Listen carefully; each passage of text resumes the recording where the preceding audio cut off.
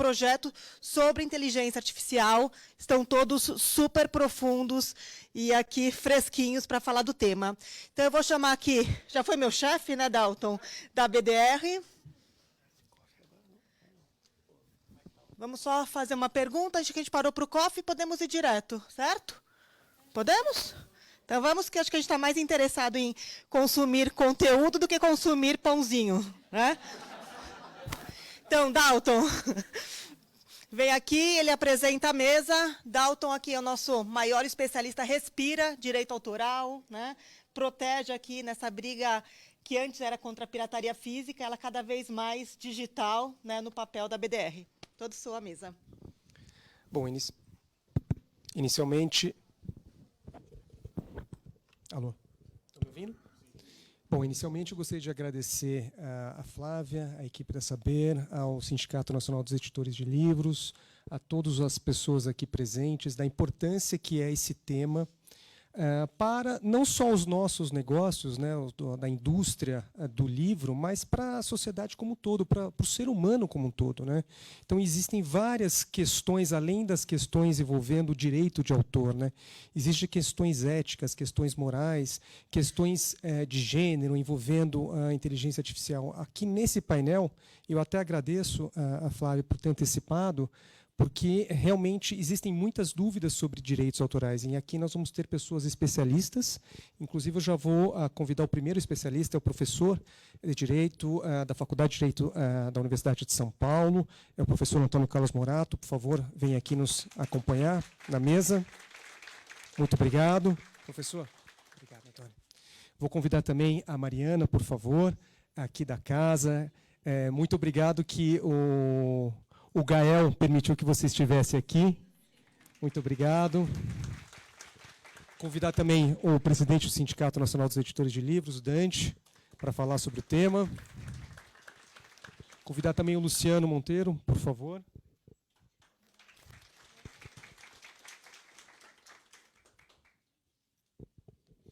E nós vamos iniciar, então, primeiro fazendo um overview, uma visão geral sobre o que está acontecendo na Europa, no Japão, nos Estados Unidos, e eu vou pedir até para o Luciano começar a falar sobre isso, e depois o Dante para complementar, porque ambos têm uma experiência internacional muito importante, muito grande, e estão assim super atualizados sobre essas questões e discussões que estão acontecendo. Gente, bom dia. Flávia, muito obrigado pelo convite, ao SNEL, à BDR também, convite gentilíssimo. Bom, acho que a gente não precisa lembrar que é um momento de grande pressão, né?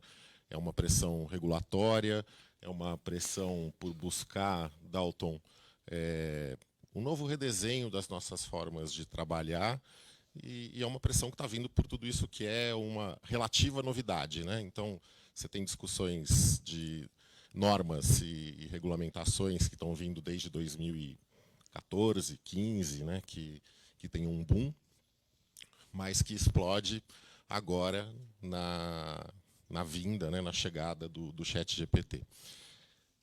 Só para ilustrar, semana passada a New York Times fez uma matéria muito interessante, existe até uma tradução já feita pelo Estadão, mostrando como que as grandes empresas de tecnologia que estão envolvidas na discussão de inteligência artificial estão se movendo, Dante, na questão de direitos autorais. Especialmente, eles mostram que a Meta chegou a pensar em comprar uma grande editora, porque os dados que estão disponíveis publicamente na internet se esgotaram. Então, eles precisam correr atrás de outras grandes fontes. Então, houve, inclusive, uma discussão se eles deveriam enfrentar os processos judiciais, essas empresas que estavam envolvidas, e assumir os riscos de romper as legislações vigentes e entrar nessa disputa. Então, é bastante interessante e dá para ver o grau de estresse. E com isso, eu entro no caso da legislação aqui do Brasil. Eu acho que a gente tem 3 grandes frentes acontecendo. Uma é a discussão de um PL no Senado, que está com algumas idas e vindas, uma previsão de que a gente tenha um texto final para entrar em análise ainda exatamente no mês de abril, e que é um texto que a gente, como setor, tem incidido, tem levado algumas propostas. Hoje ele não faz uma menção direta à proteção dos direitos autorais, e a gente está insistindo para que entre. Acho que o Dalton depois vai dar um pouco mais de detalhe, o que é a demanda nossa, mas é onde a gente, de fato, tem que incidir mais drasticamente. O segundo ponto é a Estratégia Nacional de Inteligência Artificial. Isso começou a ser discutido em 2018, foi aprovado em 2020, e nessa atual versão dela, fala da necessidade de proteção ao direito autoral. Isso está em revisão, vai sair um texto novo, também previsto para começar a circular nesse semestre, no máximo ali no comecinho do segundo, e a estratégia que vai ser vigente até 2027, se não me engano, não, Dalton? A terceira frente, igualmente importante, é um Plano Nacional de Inteligência Artificial. Esse plano foi encomendado pela Presidência da República. Ele, de novo, começa agora a revisar todo o arcabouço que a gente tem. A ideia é que ele esteja pronto para uma primeira apresentação na Assembleia Geral da ONU, no segundo semestre. Mas aí entram um pouco as pressões. Depois a gente pode falar um pouquinho mais em detalhes para eu poder passar a palavra.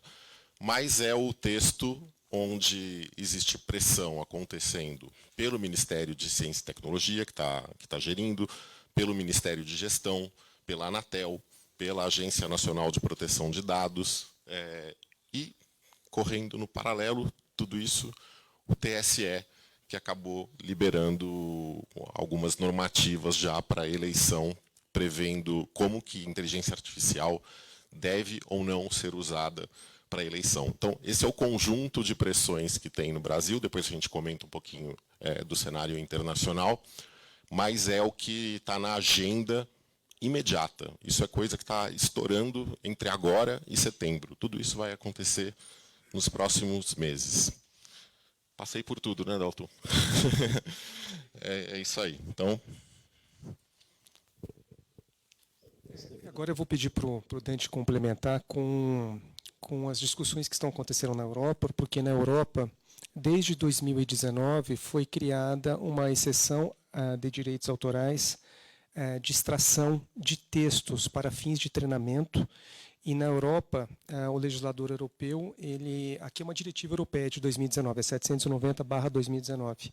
Lá o legislador europeu ele entendeu que essa extração de trechos para fins de treinamento, ela só poderia ser realizada por instituições de ensino e instituições de pesquisa sem finalidade lucrativa e sem relacionamento com entidades de finalidade lucrativa. E também para fins específicos, para beneficiar a sociedade. Ou seja, são usos bem restritivos, ao passo que os projetos de lei em discussão no Brasil não trazem esse tipo de restrição. E seria até bom se o Dante falasse um pouco na Europa dessa experiência a partir de 2019 e as discussões atuais, porque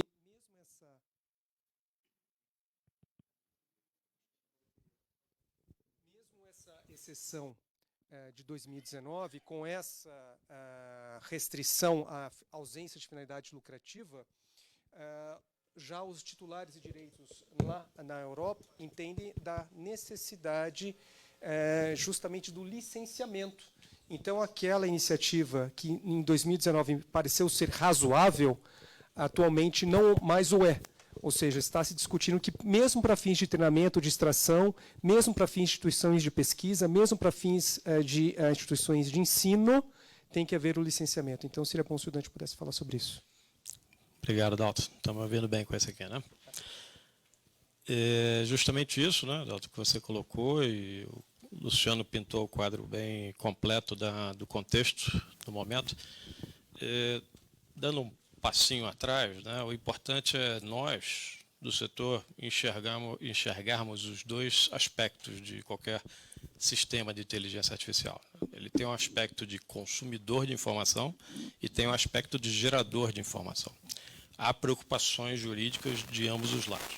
No lado da IA como consumidora de informações, o que o setor precisa é garantir que haja total transparência sobre que fontes foram utilizadas para treinamento daquela plataforma.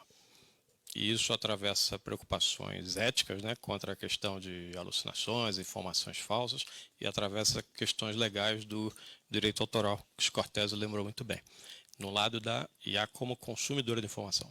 No lado dela como geradora de informações, nós temos outras preocupações jurídicas, como a questão de plágio, a questão de autoria real daquele conteúdo, aquilo tudo que já discutimos aqui inicialmente. Então, analisando esses dois aspectos da IA, que nós precisamos olhar esses desenvolvimentos legislativos para garantir que o arcabouço legal garanta proteção ao setor criativo nesses dois aspectos. E eu diria que, de certa forma, a gente deu um pouco de sorte, né, Luciano, nesse desenvolvimento legislativo brasileiro, porque o PL estava para ser colocado em votação lá em 2019, não é isso? Final de 2021 ou 2019? Enfim. Quando surgiu o ChatGPT. E aí o grupo de trabalho no Senado viu, olha, o buraco é mais embaixo, não é tão simples assim. A Europa não teve tanta sorte, porque nessa aprovação um pouco prematura da questão de mineração de dados e texto, não realizou que mineração de dados e texto pode ser um passo inicial para alimentar sistemas de IA. E aí você realmente regulamentar aquela fronteira tênue entre o uso não comercial por uma instituição de pesquisa e o que é o resultado daquela pesquisa que se torna pública, né, em seguida vai ser ou não utilizado de forma comercial, é muito difícil. Vocês sabem, a Apple, a quantidade de patentes que ela tem sobre pesquisa que foi feita, disponibilizada publicamente, é enorme.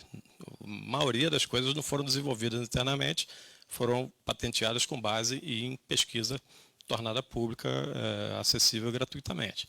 Então, esse era o grande risco dessa primeira abordagem europeia. E aí, finalmente, mais recentemente, essa nova regulamentação que veio foi muito bem recebida pelo setor criativo, porque garante explicitamente proteção a conteúdos com direito autoral. E é nesse sentido que nós temos tentado influenciar a legislação brasileira, porque a gente vê que essa vinda da Europa foi bem acertada, e dos Estados Unidos não se pode esperar nada tão detalhado. O que houve lá até o momento foram algumas ordens executivas vindo da presidência para os vários departamentos, em que vão gerar estratégia nacional de inteligência artificial, vai gerar estudos jurídicos sobre o arcabouço já existente, e há vários processos judiciais já acontecendo nos Estados Unidos de autores, de algumas editoras, contra algumas plataformas que comprovadamente digeriram conteúdo protegido por direito autoral sem ter licenciado adequadamente esse conteúdo. Há vários escritórios já nos Estados Unidos angariando provas de que aquele conteúdo que foi respondido no prompt só poderia ter sido retirado de um livro XYZ ou de uma música XYZ, e que tal objeto não foi licenciado por essa plataforma. Então, é nesse sentido que eu digo que demos um pouco de sorte, porque quando o nosso PL foi retirado ali do trâmite para reavaliação, nós tivemos essa oportunidade de sugerir alterações para que houvesse adequada proteção ao setor criativo. E sob a influência agora do ato europeu, né? Exato, sob a influência do ato europeu, exatamente. Até para fazer um contexto para vocês, porque muitas vezes a gente acaba ficando um pouco alienado do que está acontecendo em Brasília, das discussões que acontecem em Brasília. Então, só para dar um contexto para vocês de tempo, em 2022 foi criada uma comissão de juristas pelo Senado Federal. Essa comissão ela trabalhou por 6 meses em um texto, em uma sugestão de texto para regulamentar a inteligência artificial no Brasil, porque já havia, na época, um projeto de lei aprovado na Câmara e o Senado entendia pela necessidade de ouvir juristas, especialistas em temas. Então, durante 6 meses, no segundo semestre de 2022, foram realizadas várias audiências públicas com vários especialistas em várias áreas para que justamente discutir os riscos de inteligência artificial. Eu acompanhei todas as audiências públicas e em nenhuma delas foi convidado um autor, um criador ou um titular de um direito de autor. Ou seja, todas aquelas audiências públicas, todos aqueles debates com especialistas, eles abordaram várias questões, mas deixaram de lado uma principal questão, que é a do direito de autor. Então, essa comissão de juristas apresentou o seu relatório no mês de dezembro de 2022, no início, e no final de dezembro de 2022, que o Dante falou, foi lançado o ChatGPT. Ou seja, a comissão de juristas, o anteprojeto de regulamentação, ele já nasceu desatualizado. No início de 2023, então, o presidente do Senado, Rodrigo Pacheco, pegou esse texto criado pela comissão de juristas e apresentou como um projeto de lei, que é o 2338 de 2023, que é o principal projeto de lei sobre inteligência artificial que está em discussão no Brasil. Esse projeto agregou outros projetos de lei, são 8 projetos de lei, além do 2338, que estão em discussão neste momento no Senado Federal. E o relator do PL 2338, que é o senador Eduardo Gomes, ele está colhendo informações de representantes da indústria cultural, inclusive espera sugestões da nossa indústria, da indústria do livro, porque semana que vem, no dia 23, ele vai apresentar o seu relatório com sugestões de alteração ao PL 2338. Então, neste momento, nesta semana, nós temos a responsabilidade de apresentar sugestões de alteração ao texto, que, do nosso ponto de vista, quando ele trata de uma limitação para fins de treinamento de sistemas de IA, nós entendemos que essa limitação ela é muito tímida, ela poderia avançar muito mais. Então, e agora eu passo até a palavra para o professor Antônio Carlos Morato, para ele abordar um pouco dessa questão jurídica sobre direitos autorais, porque eu não quero eu ser o palestrante aqui. Então, professor... Eu vou passar o microfone, mas sim. Só queria não deixar escapar que, já que é dia 23 de abril, por acaso, Dia Internacional da Propriedade Intelectual, Dia Mundial do Livro. Então, vamos mandar uma mensagem especial para o nosso senador, de que, já que é nesse dia, por favor, atenção ao setor. Exatamente. Bem, bom dia. Aliás, foi oportuna a menção, dia 23 de abril, porque também foi a aprovação do Marco Civil da Internet, que já não trouxe, talvez, uma preocupação muito grande em relação ao direito autoral, que devia ter ocorrido. A questão de uns 10 anos, até mais um pouco, e eu agradeço o convite também que foi feito pelo Dr. Dalton e por todas as entidades envolvidas. A questão de uns 10 anos, nós tínhamos também esse tipo de discussão, normalmente associando quem defende o direito autoral a alguém que tem um posicionamento superado pelo tempo, mais ou menos como se nós tivéssemos um grupo lá de monges copistas, não é?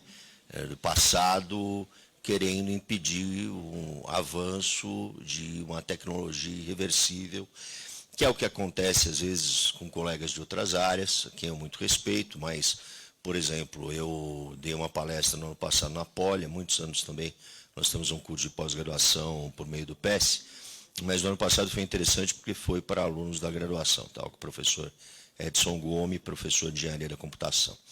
E qual era a dúvida principal? A dúvida principal era poder reconhecer a possibilidade de criação para quem desenvolvesse a inteligência artificial, o contrário, né? E se via como um obstáculo qualquer empecilho em relação à digitalização, quer dizer, como a inteligência artificial generativa poderia se desenvolver, não é? E, às vezes, são usados alguns argumentos equivocados. Por exemplo, dizer que existe um manancial comum. O manancial comum envolve obras que já estão em domínio público, não é? Como foi bem lembrado. Se isso terminou ou não, né? Se as máquinas evoluíram a tal ponto que não há mais nada a utilizar e só sobraram obras em domínio privado, esse não é problema de quem é titular de direito de autor, né? É claro que o direito só pode ser exercido por quem é titular, seja titular originário, no caso o próprio autor, seja titular derivado das editoras, que estou citando aqui, mas poderia mudar o exemplo, poderia citar emissoras de radiodifusão, porque eu também trabalho em áreas de conhecimento, mas eu volto à questão do 23 de abril pelo seguinte, porque a obra literária é a obra mais antiga a ser protegida, desde o Estatuto da Rainha Ana, de 1710, isso é de conhecimento de todos. Então, eu acho razoável que esse exemplo parta desse setor, não é?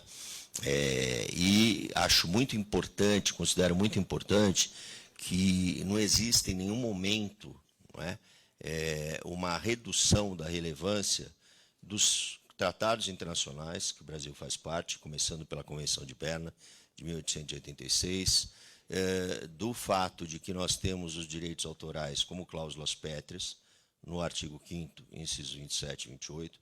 Então, a necessidade de reprodução ela é pétrea, como é qualquer direito previsto no artigo 5º, né? Então, isso não pode, de forma alguma, ser menosprezado.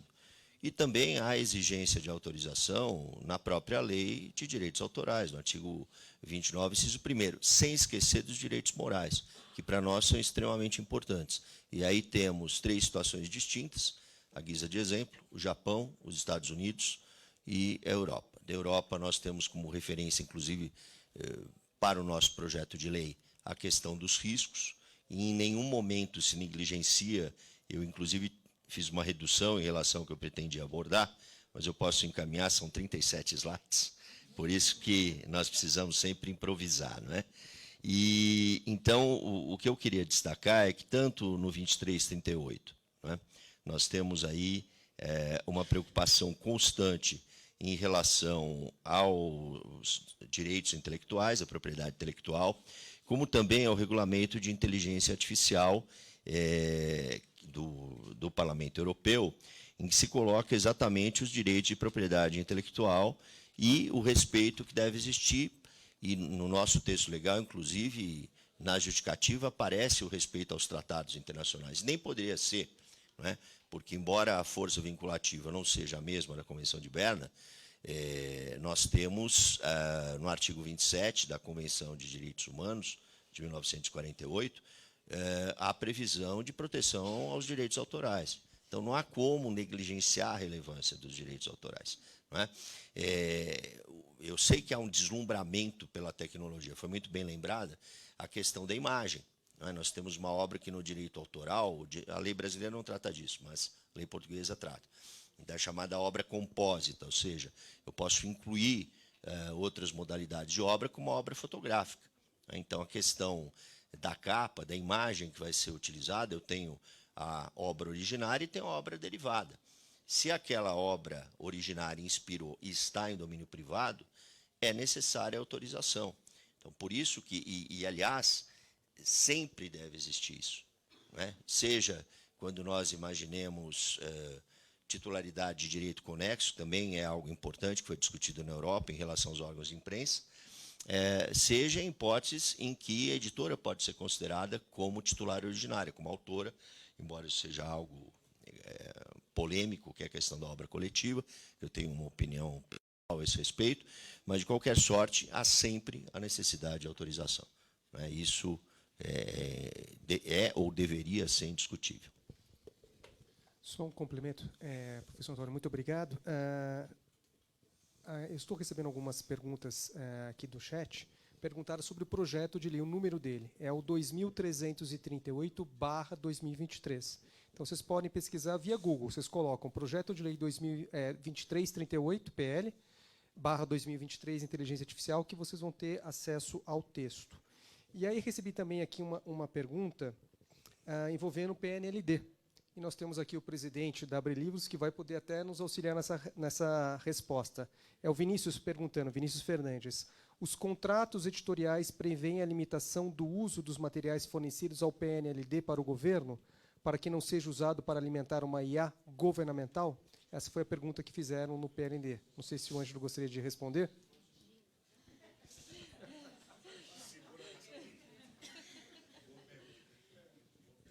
Bom dia a todos. Uma pergunta bastante básica, mas em relação ao governo, claro que é sempre uma preocupação que os direitos sejam utilizados de uma maneira incorreta, etc. Mas dentro do PNLD, todos os contratos com o governo federal, eles são muito rigorosos, né? E a gente tem atualmente uma discussão grande de um edital grande, que é o de ensino médio, até aproveitando a dúvida do Vinícius, tentar incluir isso dentro da regulamentação, impedimentos de possíveis usos. Eu acho muito difícil que o governo utilize conteúdos dos livros para formar um mecanismo, uma máquina de inteligência artificial, especialmente governamental. Eu acho muito difícil.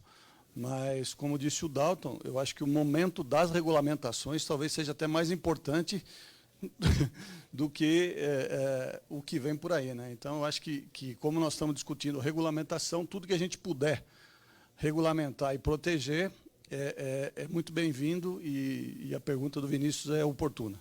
Não sei se atendi aqui.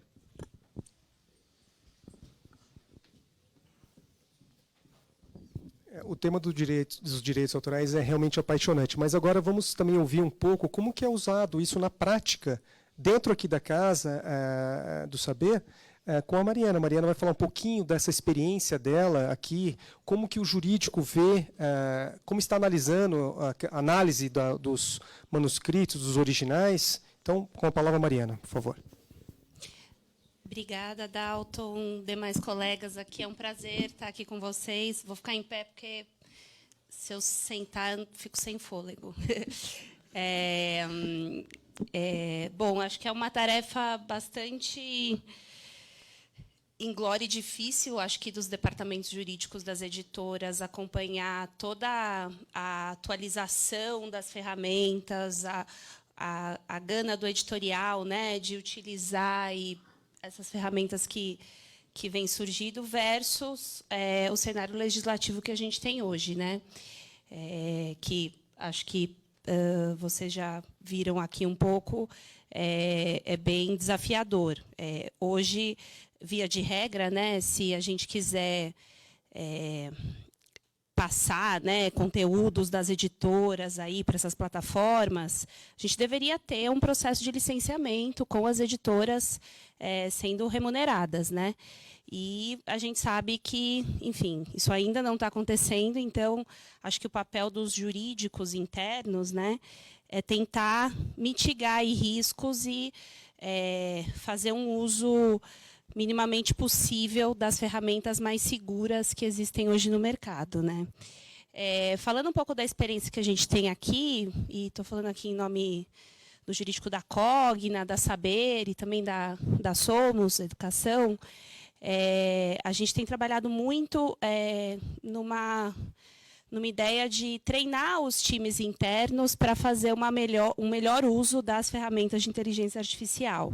Então, a primeira tarefa aqui do jurídico foi criar um playbook de boas práticas de uso das ferramentas de inteligência artificial. A gente fez isso em conjunto com um time de privacidade, porque, enfim, a gente tem, e todas as editoras aqui com certeza têm muitos dados confidenciais, protegidos por direitos autorais. Então, é importante a gente ter certeza que o que é colocado nas ferramentas não vai infringir direitos de terceiros. A gente trabalhou bastante com o time de segurança da informação, que, no fim do dia, olha cada ferramenta que é utilizada para entender quais são os riscos relacionados a vazamento de dados e outros temas mais tecnológicos. E aí a gente criou esse playbook que ele, confesso que já precisa ser atualizado. Ele foi feito no final do ano passado, mas a gente está em constante, enfim, alteração aí do dia a dia, né, dos editoriais, então a gente já está trabalhando numa minuta atualizada desse playbook. Outro papel importante, né, que o jurídico tem hoje é a cada ferramenta que o editorial nos traz, e aqui, né, lembrando que a gente está muito em fase de testes, tá? Então, às vezes o editorial vem, nossa, tem essa ferramenta aqui super interessante, que ela gera conteúdos ou até imagens com base no texto que a gente coloca. E aí a gente vai lá, como jurídico, analisa os termos de uso dessa plataforma, porque numa ausência, né, de uma regulação sobre o tema hoje, a gente tem que se basear nos termos de uso da plataforma e na legislação em vigor, que é Marco Civil, Lei de Direitos Autorais, lei do Consumidor também, para entender qual é o impacto daquele uso dessa ferramenta hoje versus a legislação atual. Então, a gente, dando um exemplo concreto, né, o editorial nos apresentou uma ferramenta que gerava imagem, a gente olhou, vamos analisar os termos de uso da plataforma. Aí a primeira coisa que a gente viu, tinha uma cláusula falando assim, você não pode utilizar o que é gerado dessa plataforma de forma comercial. Putz, então assim, não adianta nem utilizar a ferramenta, né? Então, acho que o jurídico vem muito para analisar também os termos de uso das plataformas e passar alertas e até recomendações de não utilização de determinada ferramenta, né? Outro ponto que a gente trabalhou aqui dentro de casa foi a atualização dos contratos com os autores. Acho que a BDR já estava aí nessa frente também, e a gente tem muito uma preocupação em relação ao conteúdo que os autores, os produtores de conteúdo, ilustradores, etc., encaminham para a editora. Então, a gente fez questão de começar a colocar nos nossos contratos uma cláusula mais protetiva à editora, no sentido de que esses produtores de conteúdos, autores, ilustradores, etc., se responsabilizam se eventualmente utilizarem uma ferramenta de IA.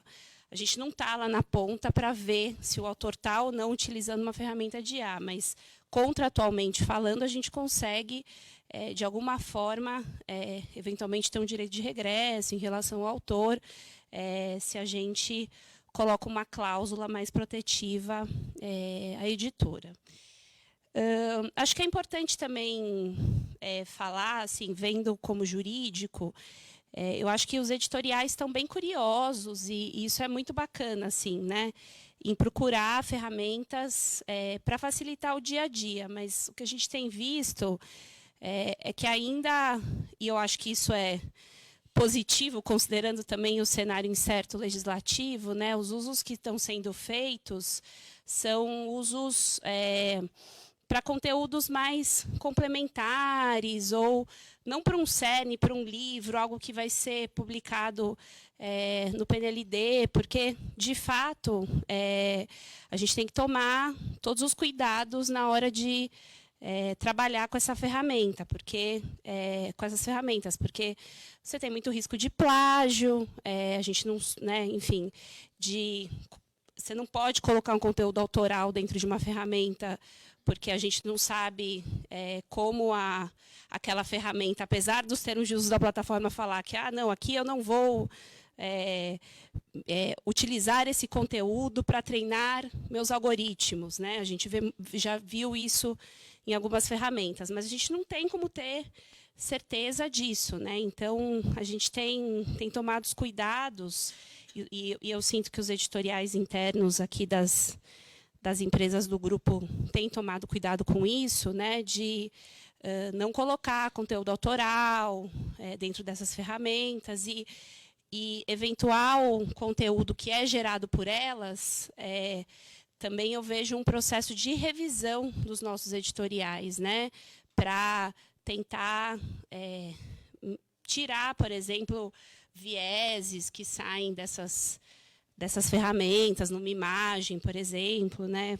Conversando até com colegas de outras indústrias, né? Então, como por exemplo a Ambev já tem trabalhado hoje em campanhas publicitárias que são geradas 100% por ferramentas de inteligência artificial. E aí qual que é a preocupação de jurídico, de compliance, né? Ao sair, né, esse tipo de publicidade, olhar vieses de preconceito, gênero, porque pode sair uma campanha sem mulheres, por exemplo, que foi gerada pela IA. Então, acho que o papel do jurídico, ele, enfim, às vezes vai além de só ficar ali olhando os termos, né? Acho que a gente tem uma visão mais holística, às vezes, de tudo que está acontecendo. Acho que é isso, gente, assim, em linhas gerais. É isso.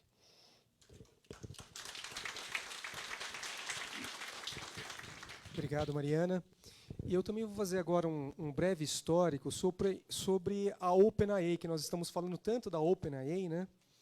O que é a OpenAI? Então, no início dos anos 2000, foi criada uma entidade sem fins lucrativos, e os seus grandes investidores dessa entidade é o Peter Thiel, inclusive o Elon Musk participou da primeira rodada de investimentos. Então, foram grandes investidores titulares de empresas de tecnologia, se reuniram, eram 10 grandes investidores, e investiram $50 milhões e criaram a OpenAI sem finalidade lucrativa no início dos anos 2000. E em 2019, a OpenAI, entidade sem fins lucrativos, porque o grande discurso de criação da OpenAI foi criar, então, ferramentas de inteligência artificial em benefício da sociedade, sem intuito de lucro, para que todos se beneficiassem das suas criações. Mas, em 2019, traindo esse conceito de criação, eles criaram uma subsidiária com finalidade lucrativa. E logo na sequência, em 2019, então 2 meses depois, a Microsoft então fez um contrato com essa subsidiária da OpenAI de finalidade lucrativa e anunciou um investimento de $1 bilhão nessa subsidiária da OpenAI com finalidade lucrativa para desenvolvimento de ferramentas que integrassem com as ferramentas da Microsoft. E no final do ano passado, a Microsoft já anunciou uma nova rodada de investimentos na subsidiária finalidade lucrativa da OpenAI de mais $10 bilhões. Ou seja, esse é um negócio bilionário. Inclusive, já existem, o Luciano pode até me corrigir se eu estiver enganado, rumores de que essa subsidiária vai lançar ações em bolsa no final deste ano ou no ano que vem, e falando mais de $100 bilhões, né, essa subsidiária com finalidade lucrativa. Ou seja, eles criaram, né, principalmente a OpenAI, o braço subsidiário com finalidade lucrativa, criaram então um modelo de negócios baseado justamente em dados, né? Pena que a apresentação do representante do Google, ele falou muito da importância dos dados, mas não falou da importância de remunerar quem cria esses dados, né? Quem são os criadores, né? Inclusive, existe uma discussão hoje internacional muito grande envolvendo justamente a Microsoft e a OpenAI, que elas estão sendo processadas, nos Estados Unidos principalmente, por vários titulares de direitos. O New York Times, inclusive, no final do ano passado, anunciou um grande processo contra a Microsoft e a OpenAI, com base justamente em que o ChatGPT foi treinado em milhões de artigos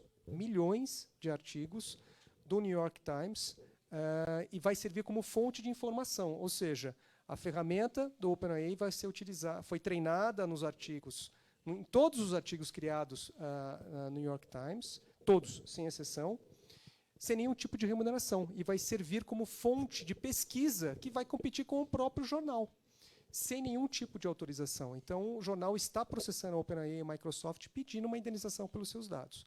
Além disso, uma associação de autores muito famosa está também processando a Microsoft e a OpenAI justamente com essa informação de que o sistema de inteligência artificial foi treinado em milhares de conteúdos de livros, sem nenhum tipo de autorização ou remuneração. Coincidentemente ou não, depois do processo da New York Times, e eu acho que, não sei se o Luciano pode falar, se ele tem informações sobre isso, a OpenAI anunciou pela primeira vez, então, acordos comerciais com o Le Monde, de Paris, e com o periódico El País, da Espanha. Eu acho que o Luciano pode até falar um pouco sobre isso, justamente com esse acordo com remuneração a esses periódicos. Então, Luciano, se puder falar um pouquinho dessa experiência na Espanha. Legal. Eu vou passar um pouquinho também, Dalton, sobre outros países que estão fazendo uma discussão, como a gente tinha conversado. Mas o que está acontecendo? Na esteira da aprovação do ato europeu e da evolução, né, da discussão do ato europeu, começou a se formar uma segurança jurídica favorável a acordos comerciais, né? E vindo na esteira também da situação dos Estados Unidos, dos processos, especialmente no caso do New York Times. A Santillana, não sei se vocês sabem, faz parte de um grupo espanhol chamado Prisa, que é o dono do jornal El País. Então, eu acompanhei um pouquinho mais essa discussão. Na esteira, então, desse acordo, Dante, foi firmado agora, no mês passado, um contrato, um convênio, né, um contrato entre a OpenAI e o jornal El País. Então, é um dinheiro novo, é um dinheiro que chega. A partir disso, cria-se a situação jurídica, é mais favorável. Eu sei que eles estão fazendo esse mesmo acordo com outros jornais pelo mundo, jornais de referência, e que essa é uma grande notícia, né? É uma notícia boa no meio dessa confusão toda que a gente está da discussão de direito autoral. É uma evolução importante que isso aconteça. Não sei o quanto que isso está caminhando para o mundo editorial. Eu imagino a urgência deles em fazer os acordos com os jornais. Não sei ainda como é que está caminhando para as editoras mundo afora. Tem dois países que são a chave aí nessa discussão pela evolução que eles têm justamente no desenvolvimento das ferramentas de inteligência artificial. Estados Unidos, por razões óbvias, e China. Nos Estados Unidos existe também uma discussão agora sobre direito autoral. O escritório de copyright americano bastante envolvido nisso, né, Dalton? E que tem essa premissa de revisar esse arcabouço legal deles, e à luz do que está acontecendo de novidade nesse cenário de inteligência artificial. Na China, eu não conheço detalhes, mas eu já li que há uma discussão sobre direito autoral também evoluindo bastante na China. No Reino Unido, está numa fase de audiências públicas e debates públicos sobre direito de autor. E no Japão, uma legislação mais abrangente, mas que também passa pela proteção de direito autoral, mas é um desenho bem mais amplo, né? Ela não tem uma especificidade tão forte quanto a que a gente está discutindo. Ainda no mundo internacional, a IPA tem uma posição, né, Dante, já publicada, então é uma posição de respeito e proteção dos direitos de autor. Então, nós, como organização, né, setorial, já temos a nossa definição. E tanto para esse mundo internacional quanto para o nacional, eu acho que a gente tem uma discussão que passa por três grandes pontos, né? A primeira é consentir, né, que a gente deve fazer como detentores dos direitos, nós que temos que ser o agente para conceder. O controle, que também está previsto na legislação europeia, agora no ato europeu, precisa de transparência, precisa de rastreabilidade. Então, esse é o segundo ponto ali, que acho que é uma premissa da nossa demanda. E, obviamente, a remuneração, né, que esse conteúdo não é de graça. Esse é um conteúdo que precisa ser remunerado, porque só isso garante sustentabilidade da nossa indústria, e só uma indústria sustentável, uma indústria que tenha bases sólidas, consegue continuar a ser criativa. Senão a gente vai promover um estrangulamento geral do sistema. A criatividade depende, em toda essa cadeia, depende também de nós, depende das nossas empresas terem saúde financeira para contratar, para apostar, para desenhar novos conteúdos. Então, esse sistema precisa ser preservado, em que pese a discussão, né, e as pressões que estão vindo desses desenvolvedores. Eu acho que eles têm preocupações legítimas com travar o desenvolvimento, com desacelerar a inovação, são legítimas. Que isso pode burocratizar, pode ser muito difícil controlar, tudo é legítimo, mas não pode romper o princípio de um conteúdo remunerado, um conteúdo que seja consentido, um conteúdo que seja rastreável. É isso. Excelente, Luciano. Tudo que você coloca aí dá margem a milhares aí de consequências para a nossa indústria. Um fato curioso, né, dentro do que você falou, é essa necessidade das plataformas de obter conteúdo revisado e atualizado, é que se você, eu não sei, não perguntei semana passada, mas para preparar uma apresentação mês passado, perguntei a uma dessas plataformas qual era, por exemplo, o INPC acumulado, a resposta de 12 meses, a resposta era de 3, 4 meses atrás. Então, apesar de você obter de algumas dessas plataformas conteúdo brilhante, assim, de consulta de temas mais históricos, se você quer informação muito atualizada, você corre o risco de obter uma informação bastante equivocada. Porque elas foram treinadas em bases históricas, exato. Elas não são treinadas todo dia. Então, é um risco você utilizar, e aí vem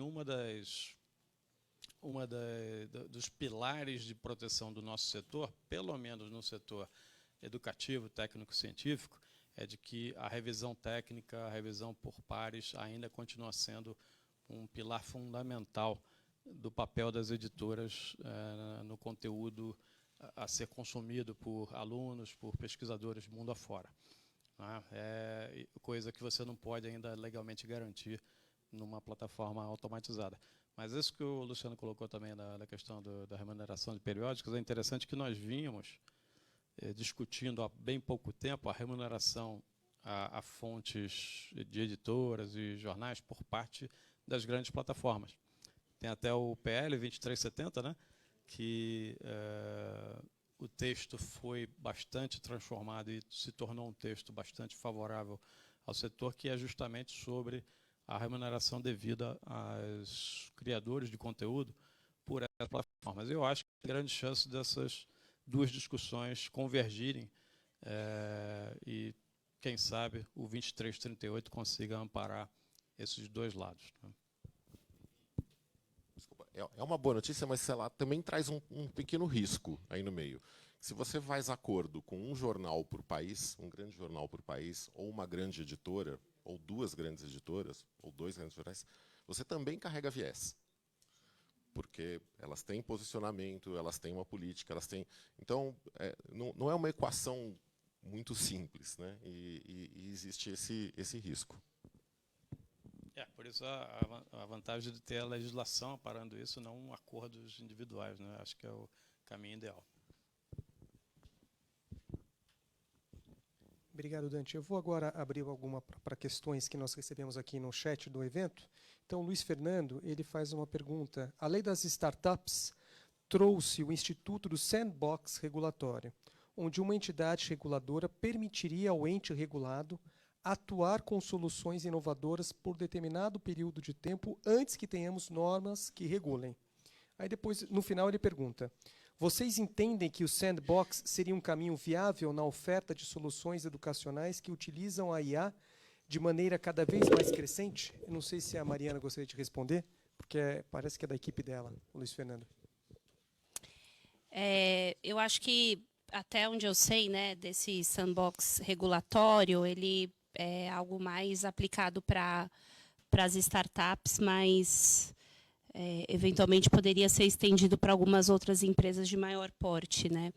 Eu acho que, de toda forma, esse tipo de lei ela é menor do que as convenções que a gente tem, né, de Berna, lei de direitos autorais. Então, acho que utilizar o sandbox regulatório para fomentar o uso das inteligências artificiais nas nossas soluções educacionais talvez não seja o caminho mais seguro, considerando que existe um arcabouço jurídico maior que essa lei. Minha visão aqui. Tá. Agora a última pergunta que eu vou passar aqui, depois eu vou abrir uma pergunta para as pessoas aqui. E essa eu vou pedir para o professor Antônio responder. É do Geraldo Rodrigues. A LDA permite a cessão de direitos de autor para pessoa jurídica, que é uma ficção do direito, ou seja, permite-se a cessão para um ser não humano. Dentro desse contexto, não seria possível resguardar o direito de autor de uma obra em que a IA é coautora, ou então em que ela cria a obra integralmente? Em ambas as hipóteses, o DA seria direcionado para o coautor ou para o impulsionador da criação? Faz sentido esse raciocínio? Bem, primeiro, eu agradeço a pergunta. Eu não estou entre aqueles que consideram que a pessoa jurídica é uma ficção. Tem 3 teorias básicas, essa é uma teoria superada, teoria da ficção. O que nós temos é a teoria da realidade técnica hoje. Isso eu falo no meu livro. Tem teoria da realidade orgânica, a realidade técnica. Eu digo por que se critica a teoria da ficção. Porque o Estado é uma pessoa jurídica, né, e dele emanam as leis, e se o Estado, como pessoa jurídica, fosse uma ficção, as leis que nós discutimos aqui, os tratados, tudo seria uma ficção. Seria pura perda de tempo, né? Então, esse é um primeiro dado. Então, é uma realidade. Agora, indo diretamente à questão, que é a questão de reconhecer a autoria, antes de se discutir com a autoria, nós temos que discutir a autoria, né? Porque em várias situações nós temos algo próximo à criação, mas que não se reconhece, mesmo pessoas físicas. Se nós pensarmos no revisor, o revisor tem direito a crédito? Tem, mas ele não é coautor. Já o tradutor é coautor, né? O que gera muita confusão, porque às vezes a obra originária está em domínio público, que acontece com William Shakespeare, por exemplo, e nós temos traduções excelentes do Milor Fernandes, Bárbara Eliodoro, enfim, obra em domínio privado, né? Esse é um ponto interessante. Em relação à questão da autoria em meio eletrônico, e eu quero lembrar que também se criou a chamada, ou se discutiu pelo menos a criação no Parlamento Europeu da personalidade eletrônica, né? Essa discussão não é nova. Tem uma obra do professor Carlos Alberto Bittar, em 1989, O Direito de Autor nos Modernos Meios de Comunicação, 89 ou 91. Né? Não sou tão preciso, também estou seguindo o exemplo da inteligência artificial nesse momento. Mas a obra é O Direito de Autor nos Modernos Meios de Comunicação. Na dúvida, alguém quiser consultar, vá ao LexML, né, que é ótimo, sempre indico para os orientandos, tem a data exata. Mas ele já era contrário a essa possibilidade de reconhecer a autoria a uma máquina. É muito diferente de reconhecer a autoria à pessoa jurídica, porque aí nós temos uma situação de organização, que é exceção de exceção de exceção, porque nos pode confundir obra em coautoria, que é obra por 2 ou mais autores, criada por 2 ou mais autores, está no artigo 5º, 18º, linha A, e a obra coletiva, na qual há organização, em que está no mesmo dispositivo, só que na linha H, em que nós temos alguém que organiza a obra e a publica sob seu nome, seja ele pessoa física ou pessoa jurídica, né? E também não é nenhum absurdo. Por quê? Porque nós temos, em primeiro lugar, o artigo 5º, inciso 10 da Constituição Federal, pessoas, abrangendo pessoa física e pessoa jurídica. Temos a súmula 227 do STJ, reconhecendo honra para as pessoas jurídicas, e temos o artigo 52 do Código Civil. Essa já é uma discussão superada, mas há aqueles que defendem que só a pessoa jurídica é autora por uma profissão de fé, não é argumento jurídico, é profissão de fé. A pessoa acredita naquilo, não é? E acaba sustentando. Mas eu digo o seguinte, é possível sustentar o contrário. Eu citei os colegas da Politécnica e eles acreditam, pelo menos parte acredita, que no momento em que eu tenho inteligência artificial e essa inteligência artificial utiliza tudo que está à disposição e cria algo supostamente novo, não é? Ela seria autora. Eu, particularmente, sigo aqui a visão clássica. Ou a pessoa física é autora, assim está no artigo 11 da Lei de Direitos Autorais, e excepcionalmente, só na hipótese de obra coletiva, nós podemos seguir esse posicionamento, que também é criticado, né? E cito aqui pessoas que são excelentes, que têm opinião oposta à minha, né? Eu ia lançar uma segunda edição de direito de autor, sobre direito de autor na obra coletiva, pela Saraiva, e eu tinha agradecido a duas pessoas que têm opinião diametralmente oposta à minha, o professor Hildebrando Pontes e o professor José Carlos Costa Neto, que agora, pelo Quinto Constitucional, está no Tribunal de Justiça de São Paulo. Eles têm os argumentos deles, né? Então é possível. Agora, sustentar que máquina poderia ser autora, como animal poderia ser autor, não é? É algo discutível. O próprio Copyright Office, quando se discutiu aquele caso Naruto, não é? Que acho que era David Slater, o nome do fotógrafo, tinha aquela discussão se o animal era autor ou não. O Copyright Office simplesmente colocou que não existe animal como autor, né? E não existe máquina como autor. Nós podemos imaginar outros direitos que sejam construídos, como acontece em relação ao revisor.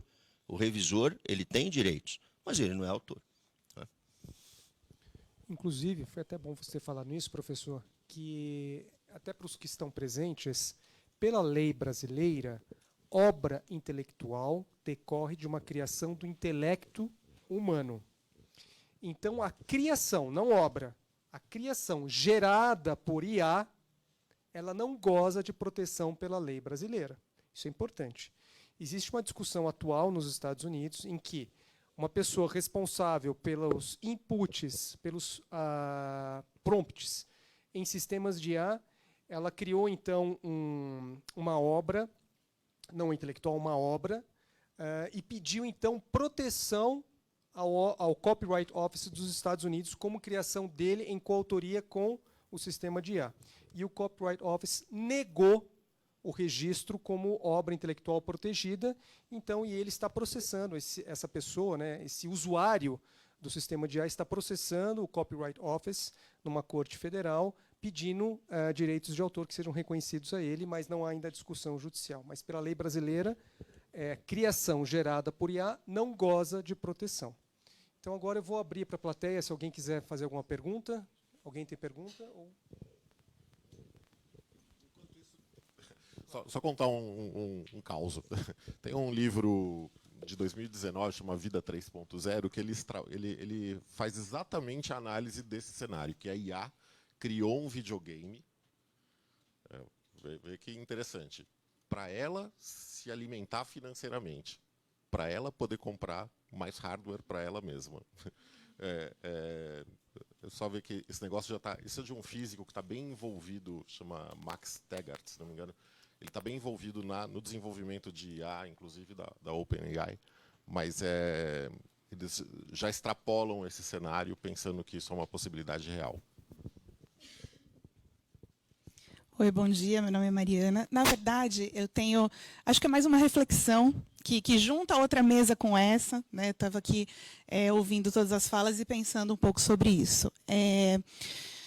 Eu acredito hoje que esse domínio dos prompts e das ferramentas, ele, ainda que seja muito útil dentro da editora, ele também pode ser usado de uma forma sadia, né, e ética pelos autores, não na criação de conteúdo, mas eu acho assim, que existem algumas ferramentas que podem também agilizar o trabalho do autor no sentido de planejamento, encadeamento de ideias, até análise crítica, de repente, do que o autor pensou, né? Então, eu acho assim, caríssimo, importantíssimo que a gente garanta que esses autores estão produzindo um trabalho autoral, feito por humano, né, e tudo mais, mas eu trago essa reflexão de que essa cláusula ela não impeça de que ele faça uso sadio da inteligência artificial, não para a elaboração desse conteúdo, que deve ser dele, mas para que essa ferramenta também agilize o trabalho dele, como a gente consegue usar dentro da editora, né? Acho que É isso, era mais uma reflexão do que uma dúvida, mas estou aqui pensando sobre. Ótimo, obrigado, Mariana.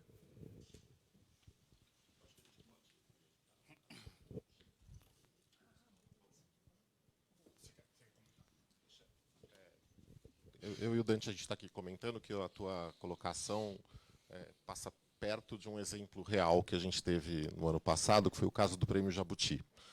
E ali é interessante porque ele também dá um exemplo da necessidade de se atualizar normas, leis, à luz do que existe de novidade, né, tecnológica. No ano passado, a gente teve um ilustrador que corretamente inscreveu uma obra dizendo que era com inteligência artificial e citava. Por um buraco na norma do prêmio, acabou passando e vocês chegaram a ver ali a polêmica que teve.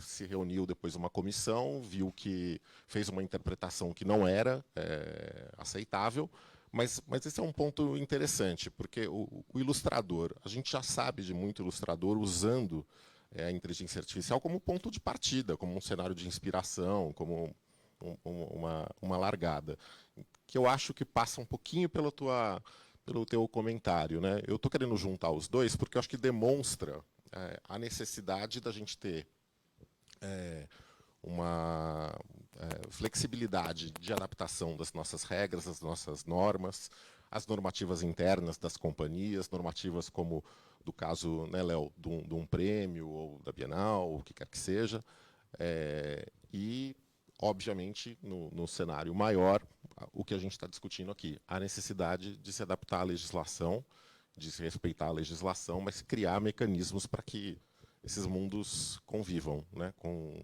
a melhor harmonia possível.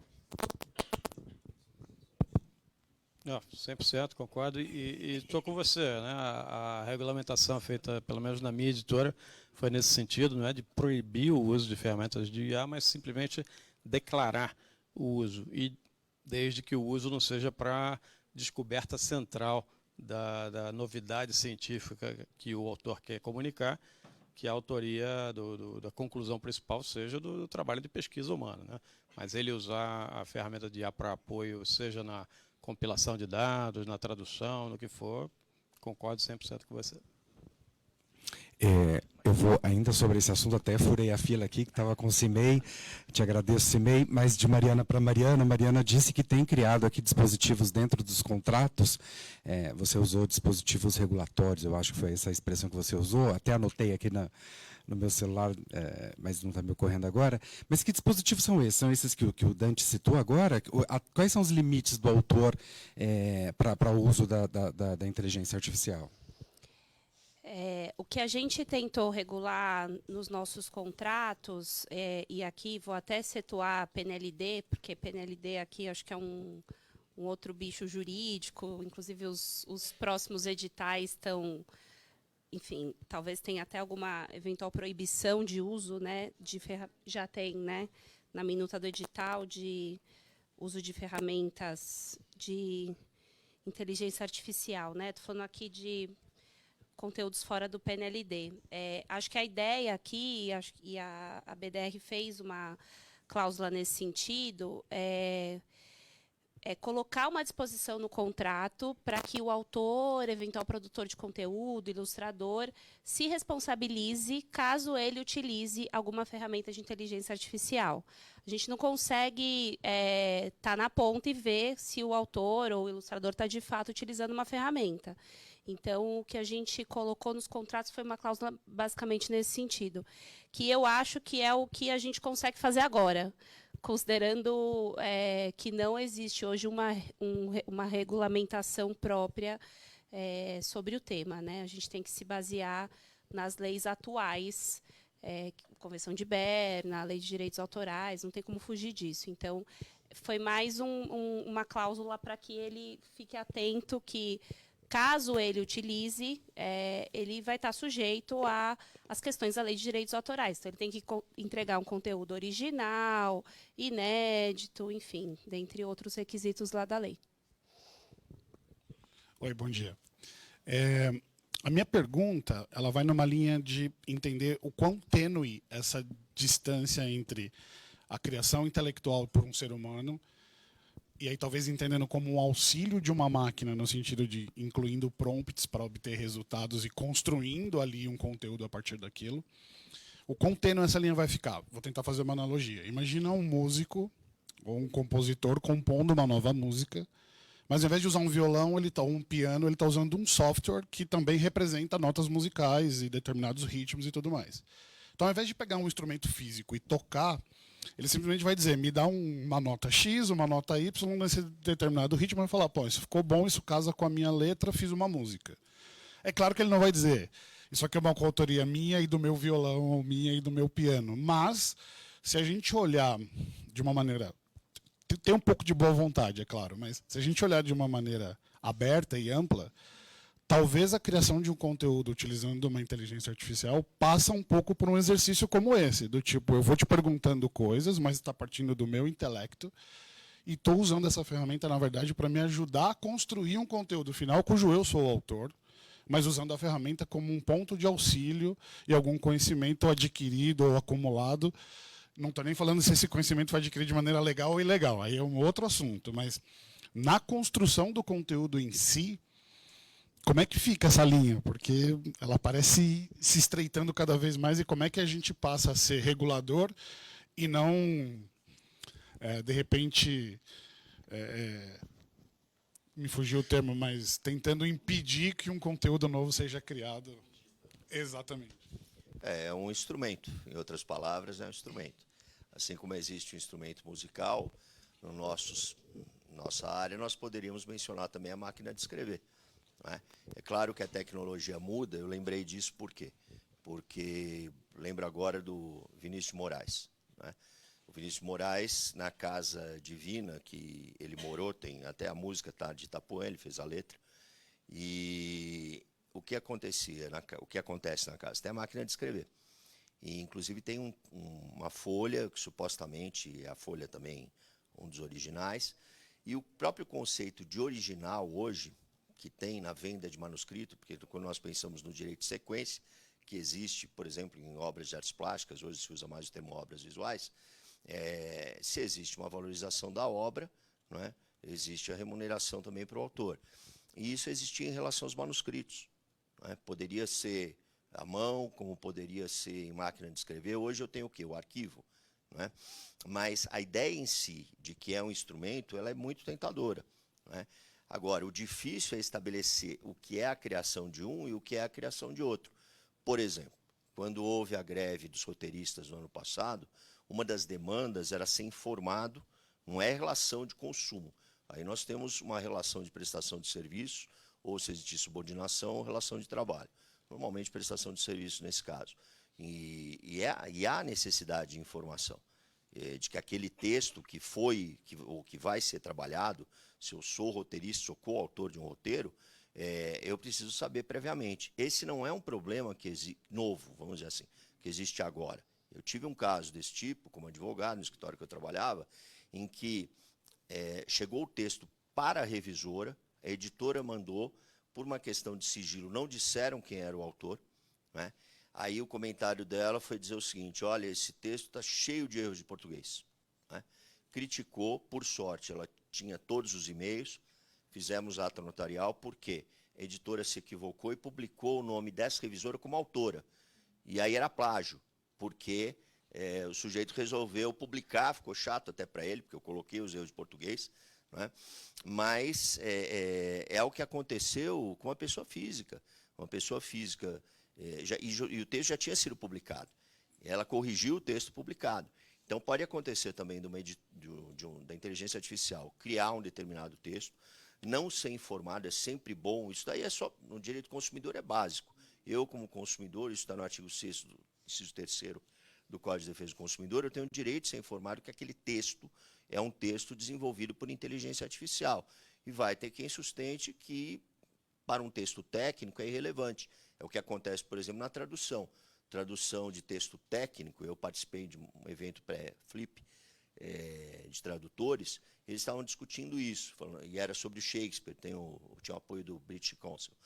E aí eles estavam discutindo isso. Mas no Shakespeare é muito importante a tradução, enfim. Né? Agora, para um texto técnico, já não seria. Daí quem era tradutor de texto técnico, obviamente, não gostou. Não é?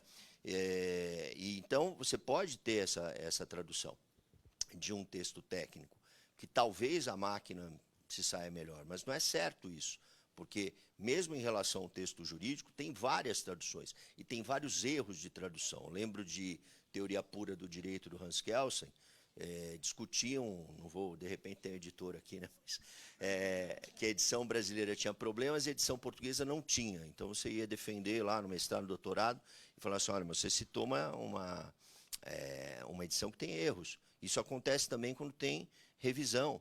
Então, você coloca um dos textos, lá tinha a segunda edição de um autor, muito conhecido na área de direito industrial, que era o Gama Cerqueira, eu citei, e fui criticado porque citei, daí falaram, olha, mas você citou a segunda edição? Eu falei, olha, eu imaginei que eu citasse a edição mais recente, atualizada, né? Mas a edição atualizada tem erro. Né?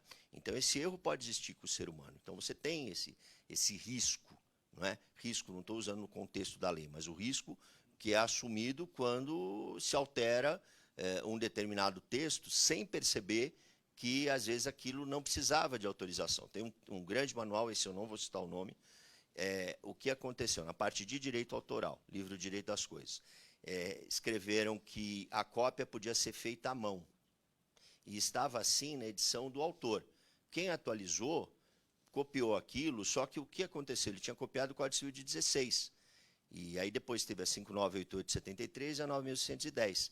E ele manteve aquilo achando que era do autor, e não era do texto legal, foi revogado. Então, assim, esse tipo de equívoco pode acontecer em texto técnico. Talvez não aconteça num poema, né? Mas eu concordo também com esse raciocínio que nós poderíamos considerar que é um instrumento. Tá? É um caminho, também, como eu falei, pode gerar direitos? Pode, mas seguramente não será o direito de autor. Olá, eu sou Alice, trabalho aqui no editorial de educação básica da Cogna. Só queria fazer um comentário, né? Eu estou acompanhando aqui o chat. Estão chegando várias considerações, receios aqui, comentários de autores e editores, todos envolvidos na produção editorial aqui de didáticos da casa, preocupados, né, em que eventualmente sejamos todos descartados em algum momento. Né? Acho que é uma preocupação genuína. Assim como existia a pirataria desde a época do Xerox, né, aqui acho que pode existir, né, uma pirataria diferente quando a gente fala de IA, mas é por isso que a gente tem, né, um grupo aqui focado nessa discussão, tem projetos de lei, e a gente tem editores, revisores, autores, né, atuando nessa produção de conteúdo. Né? Então, o olhar humano é essencial, né, para a gente evitar produtos redundantes, né, e, eventualmente, que não sejam aí, significativos para o consumidor final. Né? Então, compartilhei no início, né, Dani Rosa é bastante atuante aqui com todo o editorial quando a gente fala de IA, mas é um receio genuíno. Né? Mas se a gente está fora disso, a gente também está fora das tendências. Então, como conciliar isso tudo, né, mas entregando produtos relevantes para o consumidor final. Só isso. Posso só dar uma palavrinha que eu achei interessante esse seu comentário, Alice? E eu estava lendo um texto outro dia falando sobre inteligência artificial, né? Eu acho que, no fundo, a máquina, e eu realmente acredito nisso, né, ela não vai ser capaz de substituir a sensibilidade artística, né? E a inteligência humana mesmo, né? Então, eu sou adepta, obviamente, a gente utilizar as ferramentas para melhorar o nosso dia a dia interno aqui das editoras, mas eu acho que nada substitui essa sensibilidade artística, o intelecto humano. Não acho que as máquinas vão chegar a esse ponto. Eu pelo menos, tenho uma visão mais poliana e otimista em relação a isso. Eu vou até agora mais uma pergunta aqui no chat, da Priscila Garofalo. Como deve ser creditado no material os textos ou as imagens criadas com ferramentas de IA generativa? Vou pedir para o professor Antônio responder. Eu creio que seria mais seguro, agradeço também, é uma boa pergunta, identificar qual foi o programa que desenvolveu, como, aliás, isso não é novidade, né? Para quem acompanha o Migalhas, o site Migalhas Jurídico, normalmente aparece informação obtida por meio de inteligência artificial, imagem obtida por inteligência artificial. Agora, também tem que se tomar cuidado na seleção das imagens, por esse mesmo motivo que foi levantado aqui, um dos colegas colocou, porque pode ser uma obra derivada, né? Então, quem publica, e existe sempre a discussão sobre solidariedade, né, na lei de direitos autorais, a gente sabe também, eu trabalhei já com a editora, tem normalmente a cláusula em que não há responsabilização pelo plágio, o autor se responsabiliza. Tem programas como o Turn Team, já existiu o farejador de plágio, não é? Mas às vezes acontece, não é, de passar. Então, por via das dúvidas, é bom tomar todos esses cuidados, pecar pelo excesso, mas não pela falta. Então, crédito é sempre necessário, assim como autorização. Gostaria de saber se algum dos presentes gostaria de fazer... desculpe. Isso que o professor Bonato falou é importante, basicamente citar as fontes, né? Eu não sei esse artigo em particular do New York Times, mas eu vi já vários artigos do Estadão em que no final você vê a menção, tradução feita com apoio da ferramenta XYZ. Tá? Como a gente sempre citou a fonte, né, professor? Exato, não há muito mistério, é citar realmente a ferramenta que apoia vocês. Aí acho que tem esse princípio da transparência, né? Que a gente está defendendo, inclusive, na regulamentação.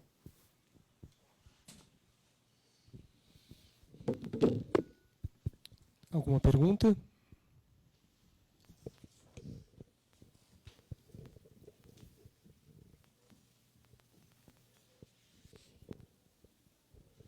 Eu tenho uma dúvida sobre essa questão do crédito, porque tem imagens ou textos que são integralmente obtidos de uma ferramenta, e aí é preto no branco, essa imagem foi obtida. Mas, por exemplo, no caso do Jabuti, por exemplo, foi um trabalho em que houve uma participação da ferramenta, então, às vezes, ela é assistiva, né, do criador, e, às vezes, ela gera integralmente aquele conteúdo. E eu acho que, no futuro, talvez, tudo vai ser assistido. Então, não sei até que ponto faz sentido você ficar informando em todos os conteúdos que eles foram assistidos por uma ferramenta, usados com auxílio de uma ferramenta.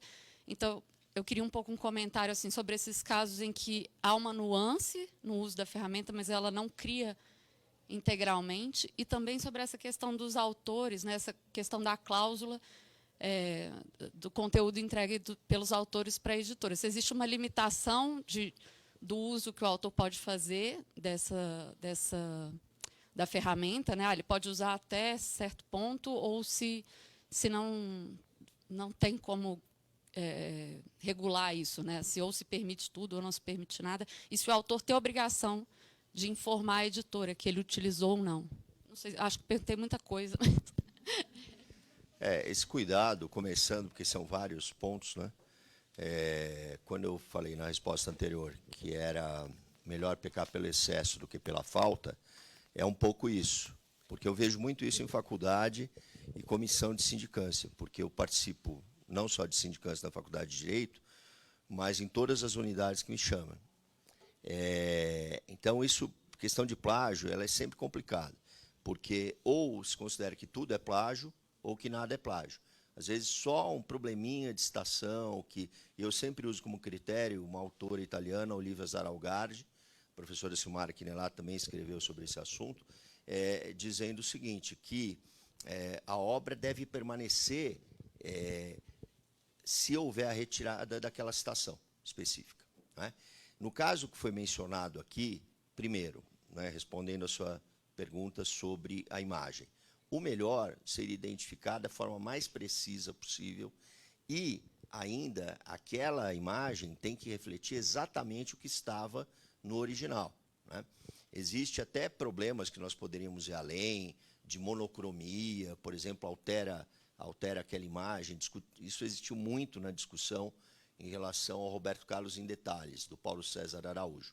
Uma das discussões, além da biografia, eram as imagens, né, a questão do crédito, mas não só o direito de paternidade sobre a obra, a questão da integridade da obra. Então, a foto era em preto e branco, era colorida, e aí se coloca em amarelo ou azul. Já há uma alteração sob o prisma do direito moral de autor. Em relação ao, então, de preferência, ser exatamente igual ao que está naquela fonte, citar o programa, pode citar até que o ChatGPT, por exemplo, ou qualquer outro programa que venha a ser criado. Quanto mais preciso, melhor. Não é? Pode-se discutir se no futuro, e sempre vai se discutir, vai existir a necessidade de autorização. Como eu disse, não vai ser pelo direito autoral, provavelmente, mas pode ser discutido à luz do Código Civil. E em relação ao autor, diante do editor, quando nós temos o contrato de edição, seja considerando a forma que for, eu particularmente enquadro como concessão, não é? Porque é temporário, o termo cessão deveria ser, digamos assim, limitado às situações em que há transferência definitiva, embora também exista a questão de transferência parcial. Uma das unidades da USP eu orientei nesse sentido. Fiz um trabalho para uma das unidades da USP, seguindo essa linha. Tomem cuidado com o termo cessão, que é usado à torta e à direita, esquecendo que é uma transferência definitiva. Né?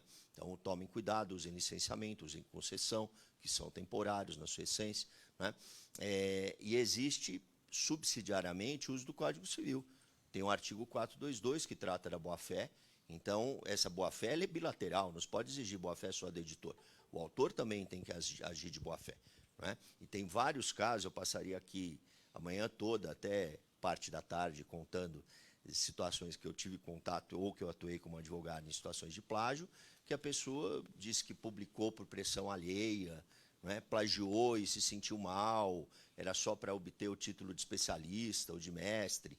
Quer dizer, argumento tem para tudo, mas é uma deslealdade com quem vai comprar a obra, com o consumidor e, sobretudo, com o editor. Por quê? Alguém apresentou algo que já sabia que não era dela. Normalmente, nós temos venda de trabalho acadêmico. Já sabia que não era dela. Então, nós precisamos sempre do princípio da boa-fé. Eu estava até abrindo aqui uma revisão que a gente fez recente do ChatGPT, dos termos de uso, da versão 4. E o meu time que está até aqui fez essa revisão. Olha que interessante, a gente achou, dentro de uma das policies, né, dos termos que estão lá na OpenAI, um documento chamado Sharing Publication Policy. E lá eles até recomendam como o terceiro, né, eventualmente editora, pode creditar o conteúdo que é criado pela IA. E aí, nesse documento, tem uma cláusula que fala que o ChatGPT recomenda que a criação seja editada como conteúdo criado em parte com a OpenAI API. Então, é interessante, né? Eles colocam em parte, nem conteúdo criado... O termo criado já é discutível. Pois é. Criado por eles não é. Então, acho que eu acho que, com certeza, as plataformas de IA estão se preocupando com isso e estão até colocando recomendações dentro dos termos de uso. E acho que uma última pergunta que a Luísa fez, né, se a gente regula de alguma forma, se o autor pode ou não utilizar ferramentas de inteligência artificial, acho que isso fica muito a cargo e a critério dos editoriais, né? E aqui dentro de casa a gente está falando de editorial de educação básica, ensino superior, técnico. No contrato, a gente não coloca nenhuma disposição falando, né, enfim, que ele não pode utilizar a ferramenta de IA. Exceção aí feita para a PNLD, porque a gente sabe que vai vir talvez venha uma diretriz ao contrário disso. Eu só queria aproveitar essa pergunta, Dalton, para trazer um outro ponto aqui, que a velocidade com que isso está acontecendo está muito alta. Agora, em setembro, no máximo outubro, sai o ChatGPT 5. Já está anunciado o lançamento. Então, a gente está correndo para fazer as atualizações das nossas normas e regras, mas eu acho que, tanto para otimistas quanto para pessimistas com a inteligência artificial, está claro que o que a gente vai precisar daqui por diante é ter um canal constante de diálogo e de atualização, né, primeiro discussão com desenvolvedores, com legisladores, mas o ponto que eu quero trazer de atenção é que a gente vai ter, via as nossas entidades, via as nossas empresas, que manter constantemente uma discussão sobre isso, porque as novidades estão chegando numa velocidade muito alta, muito mais alta do que a velocidade da discussão de legislação, muito mais alta do que a nossa capacidade de fazer adaptações. Então, se hoje é em todo ou em parte a colaboração de um conteúdo com ferramentas de inteligência artificial, é uma grande incógnita pensar nisso, sei lá, daqui 5 anos, 10 anos, não sei. Assim, o princípio fundamental é a preservação e a saúde do nosso sistema, da nossa indústria, dos agentes dessa indústria. Agora, a gente vai ter que manter uma vigilância intensiva sobre essa parte normativa, regulatória e de atualização da forma como a gente está lidando isso nas nossas operações. Só aproveitando também a sua pergunta, né, você tocou num ponto interessante, que daqui a pouco todo mundo vai utilizar, então eu vou ter que continuar mencionando isso. Você está certíssima, né? A gente vai chegar nesse ponto, mas ainda não estamos lá. A gente está na fase de hype, né, que você comentou, em que não é a norma, né? Ainda são casos, não diria excepcionais, mas há casos em que se pode questionar em que ponto a ferramenta fez parte da elaboração do conteúdo principal que você está comunicando, e é por isso que ainda se está exigindo a menção.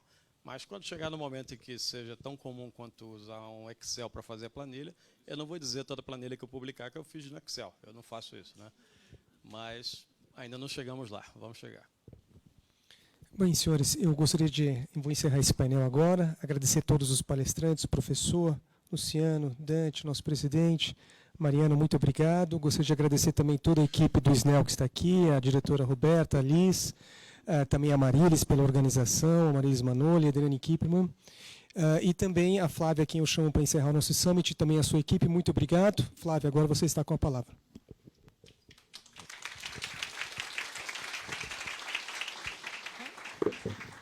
Então, obrigada aqui pela manhã juntos. Acho que deu para entender o nível de complexidade do tema. Aqui a gente publica livros de direito, aqui no selo Saraiva Jura. Acho que o direito, né, Ana, nunca teve tão em voga, tão importante. A gente achou que a gente tende a falar o negócio vai ser mais criativo, mas como é tão importante, né? No primeiro painel, a gente fala do desafiar, do testar, do entender. Só que o segundo painel, ele mostra que, se a gente não tomar cuidado, a gente não existirá em breve. Né? Então, em liderança, a gente fala desafiar e cuidar. Então, o primeiro ele desafia, a gente testa, e o segundo faz com que a gente continue relevante, continue existindo, e trabalhar com criatividade, trabalhar com mercado editorial, ser autor, ser design. Nunca foi fácil, né? Só vai mudando o tipo de desafio.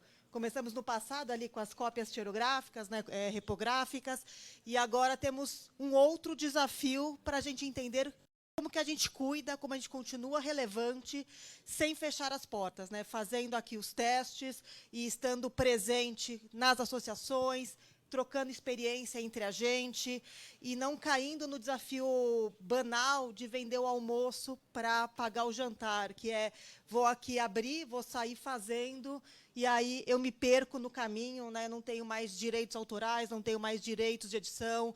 Então, o nosso desafio como setor, como os vários papéis que a gente tem, é cuidar do copyright, cuidar dos royalties, mostrar quão importante é o papel do editor. Né? Então, acho que cada vez mais fica claro aqui na nossa manhã, o editor é quem faz a ligação entre o autor e o mercado. Né? Então, ele tem um papel de curadoria. Então, veio uma pergunta que a Alice trouxe tão bem, no meio de tanta poluição, de tanto conteúdo gerado por IA, né, de tão fácil ir gerando conteúdos, o editor é cada vez mais importante para mostrar o que é relevante, né? Então, eu não quero que minha filha estude por qualquer conteúdo. Eu quero que minha filha estude com conteúdo de um autor de renome, de uma editora de renome, com curadoria, que paga direito autoral, que tem cuidado ético, tem cuidado que não tem racismo, não tem discriminação.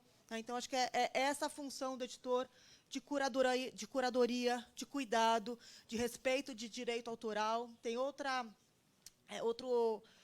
conceito, que o editor é aquele que regulariza a propriedade intelectual. É o editor que coloca em contrato, que deixa muito claro o direito de tradução, o direito de edição, o direito de autor.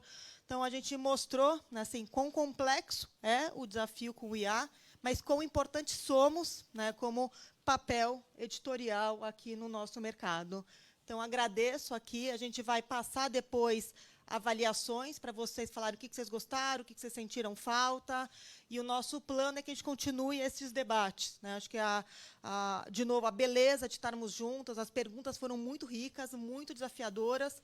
Para muitas, a gente não sabe a resposta, mas continuaremos juntos, buscando aqui como que a gente avança, né, como que a gente testa, mas como a gente cuida, como que a gente protege também as pessoas mais preciosas para a rede, para a cadeia editorial. Os autores, os editores, os profissionais criativos, a gente vai junto nessa jornada que nunca foi fácil. Tá bom? Muitíssimo obrigado a todos. Temos ainda aqui um café, tá? Depois a gente deixa a dica aqui de almoço. E eu não sei se mais alguém aqui quer deixar um depoimento, alguma palavra, antes da gente encerrar. Deixo aberto aqui para a gente fazer alguns comentários finais. Bom, Flávia, muito rápido. Primeiro, parabéns pela organização. Eu acho que é fundamental, num momento como esse espaço de debate, a convivência das entidades ligadas ao livro, né? Nós que já estamos no mundo do livro educacional há um certo tempo, vivemos um pouco de tudo que foi dito aqui, de pirataria, da chegada do digital, o digital vai acabar com o livro, etc., etc. Acho que a gente vem passando bem por isso. Talvez aqui o buraco seja mais embaixo. Aqui a coisa se complica um pouco mais, porque corre-se o risco de perder duas coisas chaves do processo. Primeiro, a autoria, né? E segundo, um pouco do que a Alice falou, do que muitos falaram aqui, a curadoria. Ou seja, conteúdos abertos tem de todo tipo, né? Inclusive, a pergunta do Vinícius falava do risco do MEC usar isso. O MEC, quando pediu alguma coisa desse tipo, ele especificou. Ele queria recursos abertos. E a gente produziu, cada editora que quis aderir ao PNLD naquele momento, produziu conteúdos abertos, né? E o MEC viu que era de baixa qualidade, porque era conteúdo aberto. Então, isso, em relação ao MEC, a gente não se preocupa, mas aqui tem uma preocupação. Essa coisa da autoria, da curadoria, se perde um pouco, né, Dalton? Então, acho que é o cuidado. E muito obrigado, Flávia, parabéns aí, Dante, pela organização.